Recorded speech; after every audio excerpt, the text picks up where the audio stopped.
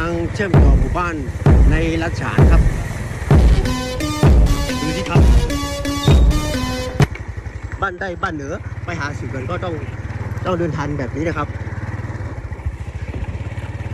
ในรัชฉานประเทศพม่าครับดูสิครับรัฐบาลสุดยอด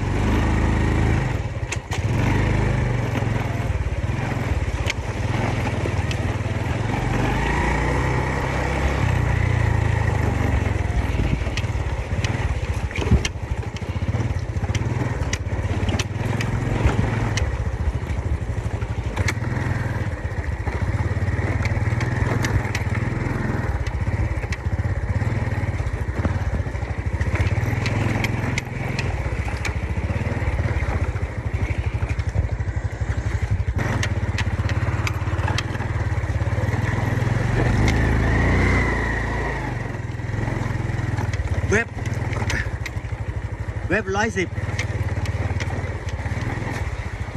Honda เว็บ110ครับ Make in Thailand เจ๋ง